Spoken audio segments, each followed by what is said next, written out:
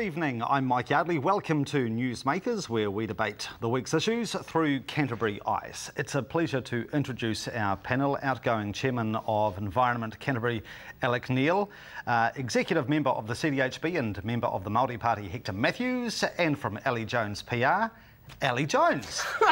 Kia ora tātou. Kia ora. And happy Easter. Thank you. You too. After weeks of furtive deliberations, the government has guillotined ECan, dismembering this major organ of local democracy. In 4 weeks' time, the Regional Council will be commandeered by commissioners. Was the government right to reach for the nuclear option, or does this entire escapade flunk the smell test? Ellie? I was amazed when I heard this had happened. Absolutely. I wondered if George Orwell had been involved somewhere along the line. I think we have to be concerned when the government takes a step like this, when you're taking a group of democratically elected officials, people who have been put in those positions by members of the public to do a job, and then they are just essentially sacked by the government. I mean, are the guys in Tulme Street safe? Where do you draw the line? And I think that we've all got to be worried, and I'm also concerned too whether this is a precursor, in fact, to privatising water, which I know is an issue that's been raised as well. I would have liked to have known more about it before it happened. I also think that, in fact, what the city councils and the regional council, you know, the other 9 districts, 10 districts, what their involvement in this has been, because I think this is good for them as well, and perhaps also a precursor to the old super city thing, who knows? Do you feel as if we are living in Super South at the moment, Hector? I like to comment before, does it pass the smell test, was it? It smells very fishy to me. And I'm worried for the same reasons that Ellie is worried. You know, look, without wishing to, I guess, profess some conspiracy theory, because I get annoyed by people who say, oh, there's a conspiracy going on. It kind of, you know, if it looks like a duck and quacks like a duck, it probably is a duck. And this looks like a duck to me.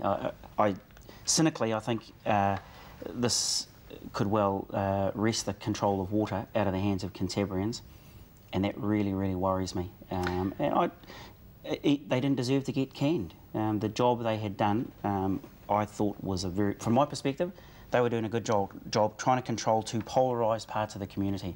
Bloody hard job to do. And generally when you do unpopular things, you know, you're probably doing a reasonable job. You've actually just sown a very interesting idea in my head for a new byline. ECan has been canned.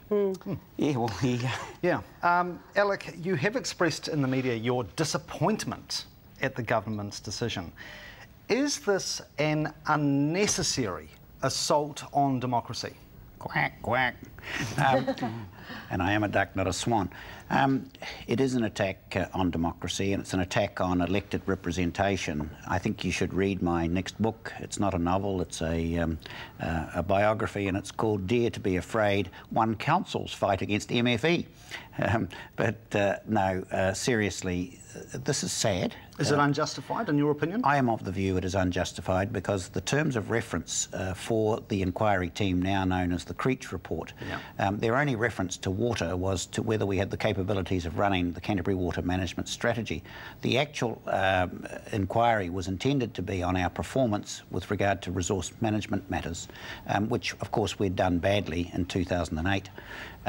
They have extended the terms of reference to make water a matter of national significance, and they have chosen to absolutely derail ECan at a governance level. The Mayor's letter that is often referred to was a letter about operational matters, not about governance matters.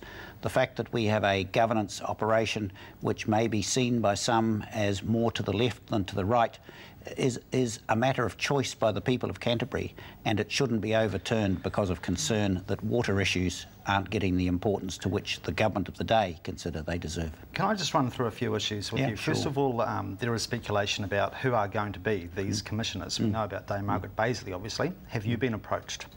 No, I haven't been approached by the ministers or the inquiry team, there is a suggestion that it may be that 1 or 2 councillors may very well be considered to be commissioners. Right. Surprise. That was suggested. That was suggested by the minister during the conference call that he had with our council when he advised that we were to be dismembered, as it were. But that in the end will be a decision that is made by him and by Margaret Baisley. Would you be interested in such a position? One has to look at the makeup of the commission. It's not a matter that I wish to discuss at this point. My concern right at the moment is to ensure that there's a seamless transition from the council to the government-appointed body.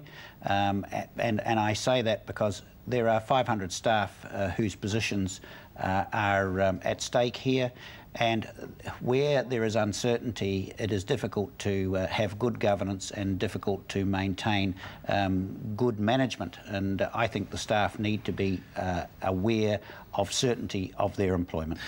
Would you consider running for the City Council in any capacity? That has been put to me. It's always interesting when these things happen. Some have said, look, that's great, well, you will run for mayor, won't you? I want to categorically state that I won't be running for mayor. What about council? And the answer is no. My view is I've had 20 years of public life. If this is how my public life is to finish, so be it. I'm not wishing to hop on a new horse and gallop off into the Christchurch City Council's sunset.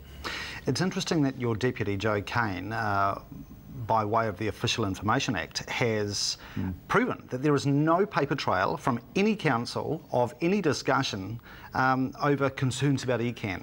Do you think some of these mayors in our region could be facing a bit of a blowtorch in a few months' time?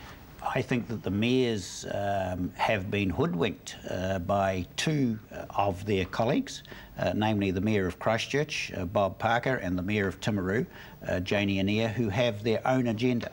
And that agenda really is about different types of representation with a unitary authority in the south and a unitary authority in the north.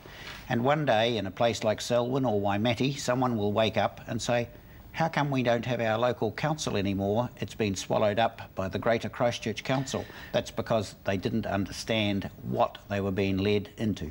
Hector, do you think come October, when we have City Council elections, voters should be mindful that they are perhaps voting for the formation of a future unitary authority? Yeah, I think we do need to be very careful about what's going on here, and one of the most frustrating things about local body elections is people just don't pay enough attention to it. It's kind of, oh, you know, my rates have gone up here and there, and that's really annoying, and that's about it. The participation rate in our local democracy is very, very frustrating, and that's why stuff gets thrown at us, and then we sort of look back and go, gee, how did that happen? You know, it's the old, without wishing to sound paranoid, be afraid, be very afraid. There's strange things going on, and people pursuing agendas to get, I sound like a conspiracy theorist again, control over Canterbury assets. And that worries me. Do you think this is going to unleash the hounds on the City Council, namely the likes of Sir Kerry Burke, Joe Kane, maybe Councillor Sage and others? No, I've actually listened to what Alec's been saying about this probably over the last 7, 8 weeks, even longer, perhaps towards the end of last year, I think, when we started to hear about the investigation. And I don't think that Alec's been defeatist in any way, but there has been a resignation, I think, in perhaps tone or the way that I've perceived perhaps where Alec has come from. And I wonder whether, apart from Joe, because I know she, with all due respect to Joe, she can be like a rabid dog, which is great, you know. Hurricane Joe. That's the one. But I do wonder whether they see the writing is on the wall now, and some of them will, as Alec has just said, perhaps ride off into their own sunsets. Do you think this was preordained? I think that the decision was probably made sometime in late 2008 rather than early 2010, in that under the previous Labor government, complaints were made to Trevor Mallard, the then Minister, I was not aware of those complaints at the time. When the new minister came into power, he was briefed by MFE, and the same complaints were made by the same officials to that minister.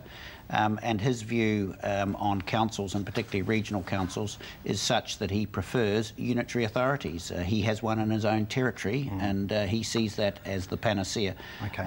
I think that the decision was made a long time ago.